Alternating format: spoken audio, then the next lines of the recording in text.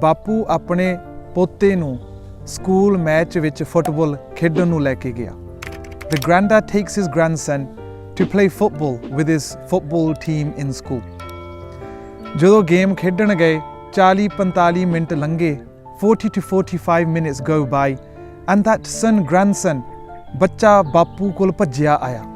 ਜਦੋਂ ਬਾਪੂ ਕੋਲ ਭੱਜਿਆ ਆਇਆ, ਬਾਪੂ ਨੇ ਉਹਦਾ ਮੂੰਹ ਤੇ ਹਾਸਾ ਵੇਖ ਕੇ, ਖੁਸ਼ ਹੋਇਆ ਵੇਖ ਕੇ, ਬੱਚੇ ਨੂੰ ਛਾਲਾਂ ਮਾਰਦਾ ਹੋਇਆ ਵੇਖ ਕੇ ਕਹਿਣ ਲੱਗਾ, ਪੁੱਤਰਾ ਤੁਸੀਂ ਜਿੱਤਦੇ ਹੋਵੋਗੇ, you must be winning, hence why you so happy, hence why you so jolly, hence why you jumping around, ਤੁਸੀਂ ਜਿੱਤਦੇ ਹੋਵੋਗੇ ਗੇਮ 'ਚ। ਤਾਂ ਉਹ ਪੁੱਤਰ ਕਹਿਣ ਲੱਗਾ, ਬਾਪੂ ਜਿੱਤਦੇ ਤਾਂ ਹੈ ਨਹੀਂ। ਤਾਂ ਕਹਿਣ ਲੱਗਾ, ਬਾਪੂ ਫਿਰ ਜੇ ਜਿੱਤਦੇ ਨਹੀਂ ਫਿਰ ਤੂੰ ਇੰਨਾ ਖੁਸ਼ ਕਿਉਂ ਆ? If you not winning and you losing what's the score? ਉਹ ਬੱਚਾ ਕਹਿਣ ਲੱਗਾ, ਬਾਪੂ 3 ਗੋਲਾਂ ਤੇ ਉਹ ਜਿੱਤ ਰਹੇ ਆ, ਹਲੇ ਤੱਕ ਆਪਾਂ ਤਾਂ ਇੱਕ ਵੀ ਨਹੀਂ ਗੋਲ ਲਈ ਹੈਗੀ। Till now we haven't even scored 1 goal. 3-0 is the score. The score at this moment of time is 3-0, granddad. And the granddad asks the grandson, if you're not winning then why are you so happy? ਜੇ ਤੁਸੀਂ ਜਿੱਤਦੇ ਹੀ ਨਹੀਂ ਹੈਗੇ ਤਾਂ ਤੂੰ ਇੰਨਾ ਖੁਸ਼ ਕਿਉਂ ਆ? ਤਾਂ ਉਸ ਵੇਲੇ ਉਹ ਬੱਚਾ ਕਹਿਣ ਲੱਗਾ, ਬਾਪੂ ਜੀ ਹਲੇ ਮੈਚ ਦੀ ਆਖਰੀ ਵਿਸਲ ਨਹੀਂ ਵੱਜੀ ਹੈਗੀ। The final whistle hasn't been blown yet. ਹਲੇ ਟਾਈਮ ਹੈ, ਹਲੇ ਆਖਰੀ ਵਿਸਲ ਉਹ ਬਲੋ ਕਰੇਗਾ ਰੈਫਰੀ, ਗੇਮ ਮੁੱਕੇਗੀ। ਜਦ ਤੱਕ ਤਾਂ ਆਪਾਂ ਟੀਮ ਵਰਕ ਕਰਕੇ, ਮਿਹਨਤ ਕਰਕੇ, ਐਫਰਟ ਪਾ ਕੇ ਵਿੱਚ ਤਾਂ ਆਪਾਂ ਬਹੁਤ ਸਕੋਰ ਕਰ ਲਾਂਗੇ। There's no point losing or getting disheartened that they're winning us by 3 goals until we know that we're still waiting on that last final whistle to be blown. ਪਿਆਰਿਓ, ਜ਼ਿੰਦਗੀ ਵਿੱਚ ਆਪਾਂ ਵੀ ਬਹੁਤ ਦੁਖੀ ਹੋ ਜਾਂਦੇ ਆ, ਹਨਾ।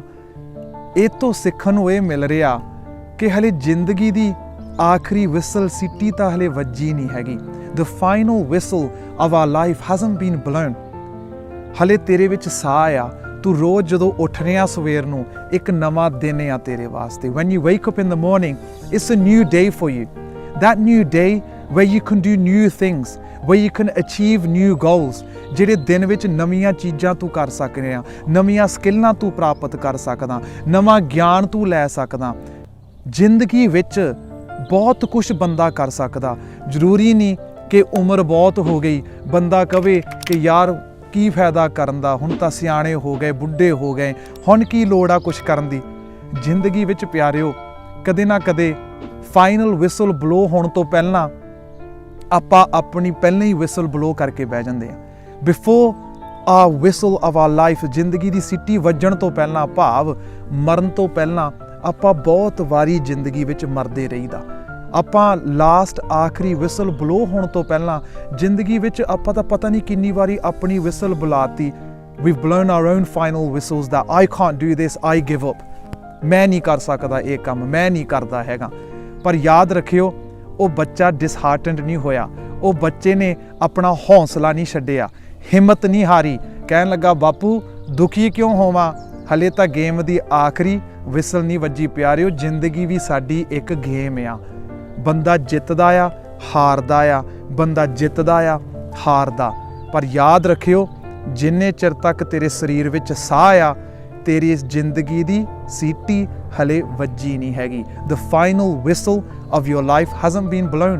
So why are you getting disheartened? Why are you getting so upset? Why are you losing hope?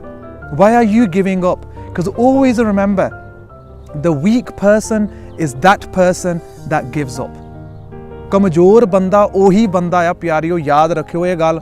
ਕਮਜ਼ੋਰ ਬੰਦਾ ਉਹੀ ਬੰਦਾ ਜਿਹੜਾ ਬਸ ਹਿੰਮਤ ਹਾਰ ਕੇ ਬਹਿ ਜੇ, ਜਿਹੜਾ ਹੌਸਲਾ ਹਾਰ ਕੇ ਬਹਿ ਜੇ ਕਿ ਯਾਰ ਮੈਂ ਨਹੀਂ ਕੁਛ ਕਰ ਸਕਦਾ, ਨਾ ਕਰ ਹੁੰਦਾ। ਮਨੋਬਲ ਆਪਣਾ ਬਸ ਨੀਵਾਂ ਕਰਕੇ ਬਹਿ ਜੇ ਕਿ I can't do anything, I can't achieve anything. Always remember, ਜਿਵੇਂ ਗੁਰੂ ਪਾਤਸ਼ਾਹ ਬਾਣੀ 'ਚ ਕਹਿੰਦੇ ਨੇ, ਜਬ ਲਗ ਜੋਬਨ ਸਾਸ ਹੈ, ਤਬ ਲਗ ਇਹੋ ਤਨ ਦੇ। Until you have that last breath, you can achieve anything you want. It's not that everything's impossible. As you know that word, badi war tusi sunya bhi hoega, the word impossible, if you split it up, it says I'm possible. Anything is possible if you want to achieve it.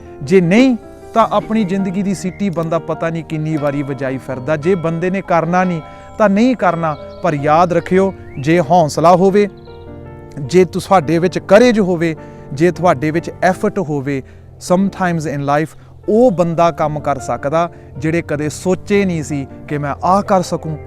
ਅੱਜ 10 ਸਾਲ ਲੰਘ ਗਏ, 20 ਸਾਲ ਲੰਘ ਗਏ, ਤਾਂ ਬੰਦਾ ਜਦੋਂ ਪਿੱਛੇ ਨੂੰ ਵੇਖਦਾ ਕਿ 10 ਸਾਲ ਪਹਿਲਾਂ ਮੈਂ ਕਿੱਥੇ ਸੀ, 20 ਸਾਲ ਪਹਿਲਾਂ ਮੈਂ ਕਿੱਥੇ ਸੀ, ਤਾਂ ਬੰਦਾ ਸੋਚਦਾ ਯਾਰ ਮੈਂ ਕਦੇ ਸੋਚਿਆ ਨਹੀਂ ਸੀ ਕਿ ਮੈਂ ਇੱਥੇ ਤੱਕ ਵੀ ਪਹੁੰਚ ਸਕਦਾ। ਬਟ ਆਲਵੇਜ਼ ਰਿਮੈਂਬਰ, ਉਹ ਤੈਅ ਕਰਦੇ ਆ ਸਫ਼ਰ, ਮਾੜੇ ਦਿਨ ਵੀ ਸੀ, ਚੰਗੇ ਦਿਨ ਵੀ ਸੀ, ਉਹਨਾਂ ਕਹਿ ਲਓ ਦੁੱਖਾਂ ਦੇ ਦਿਨ ਵਧੇ ਵੀ ਸੀਗੇ, ਸਕੋਰ ਉੱਧਰੋਂ ਜ਼ਿਆਦੇ ਸੀਗੇ, ਚੰਗਿਆਂ ਦੇ ਘੱਟ ਸੀ, ਪਰ ਯਾਦ ਰੱਖਿਓ the final city, the final whistle hasn't been blown। ਜਿੰਨੇ ਚਿਰ ਤੱਕ ਸਰੀਰ ਵਿੱਚ ਸਾਹ ਆ ਪਿਆਰਿਓ ਦੋਸਤੋ, ਤਾਂ ਤੁਸੀਂ ਮਿਹਨਤ ਕਰਦੇ ਰਹੋ, keep putting that effort in, ਉਦਮ ਕਰਦੇ ਰਹੋ, ਕਦੇ ਹਾਰੋ ਨਾ, don't ever get disheartened and keep trying your best। Always remember, keep putting your effort in and putting your hard work into it, never give up because the final whistle hasn't been blown।